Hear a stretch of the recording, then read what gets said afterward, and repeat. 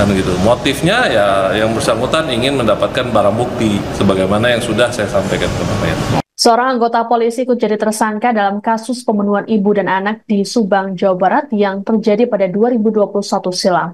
Oknum polisi bernama Ibda Taryono tersebut jadi tersangka atas tuduhan obstruction of justice atau perintangan penyidikan. Hal ini disebabkan aksinya yang memerintahkan saksi untuk menguras bak mandi di tempat kejadian perkara di sebuah rumah yang berlokasi di Jalan Cagak, Kabupaten Subang, Jawa Barat.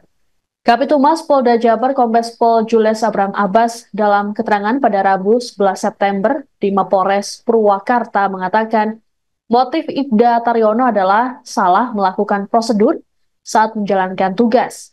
Adapun saat kejadian Ibda Taryono masih menjabat sebagai Kanit Resmo Polres Subang. Menurut Abbas, dalam menjalankan aksinya, Taryono menyuruh anggota bantuan polisi atau Banpol berinisial S. Bak tersebut diketahui digunakan untuk memandikan kedua mayat korban.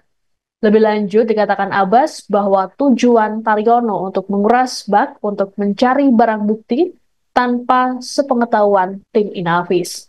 Sejauh ini belum ada indikasi keterkaitan Taryono dengan terpidana Yosep Hidayah yang telah divonis 20 tahun penjara. Taryono sendiri saat ini sudah dipindah tugaskan ke bagian unit Binmas Polres Subang. Namanya pun tak pernah disebutkan selama proses persidangan berlangsung. Justru nama perwira polisi lainnya yang sempat disebut oleh terpidana Yosep, yakni Ibda Irlansyah karena diduga menghilangkan rekaman CCTV dan menyebabkan dirinya jadi tersangka. Taryono diketahui pernah bersaksi dalam sidang kelima Yosep pada 23 April lalu. Ia menjadi saksi bersama 5 anggota polisi lainnya, yakni Ibtu Karsa, Ibda Irlansyah, Aibda Roni Rahman, Bribka Aceh Solihin, dan Bribtu Dede Hidayat.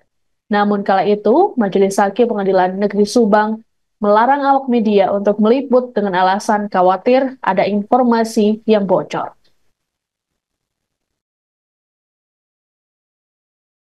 Apa itu ke depannya? Ya, penanganan lanjutnya masih berjalan. Gitu. Untuk motifnya sendiri dari hasil pemeriksaan sementara dari penyidik terhadap Ibtu T ini seperti apa sih? Kemarin kan sudah saya sampaikan terkait motif yang bersangkutan sendiri. Ya, jadi terkait dengan obstruction of justice yang bersangkutan itu menyuruh saksi untuk membersihkan atau menguras bak mandi. Kan gitu. Motifnya ya yang bersangkutan ingin mendapatkan barang bukti sebagaimana yang sudah saya sampaikan kemarin. Nggak ada motif lain ekonomi mungkin dari terdakwa dari terpidana? Maksudnya motif apa nih ekonomi? Kan nguras bak mandi tidak ada kaitan dengan ekonomi. Mungkin disuruh sama terdakwa Yosep atau terpidana Yosep maksud kami? Jadi tidak ada kaitan dengan tersangka Yosep atau dengan tersangka yang lain. Kemarin sudah saya jelaskan kan seperti itu. Kita masih proses penyelidikan. Artinya yang bersangkutan ditetapkan sebagai tersangka melakukan obstruction of justice, artinya menghalangi proses penyidikan dengan cara yang bersangkutan menyuruh menguras. Hanya sekedar itu yang kita temukan saat ini. Jadi ini masih berproses. Jadi ya silakan nanti rekan-rekan menunggu ya. Untuk kan ada 2 anggota yang diperiksa kalau nggak salah dan termasuk Pak Ibda Irlan ya yang sekarang di Sukabumi, yang dulu Bimas di Jalan Cagak sendiri. Nah, penanganannya sejauh ini seperti apa sih? Jadi sejauh ini yang kita tangani adalah tersangka T, ya, tersangka T. Kita tetap berprinsip pada asas praduga bersalah. Ini masih berproses. Oke. Berarti untuk saat ini untuk saat ini adalah tersangka T terkait dengan obstruction of justice. Masih aktif berarti, masih dalam penyelidikan, berarti masih bekerja seperti biasa. Prosesnya adalah penyidikan. Penyidikan, ya.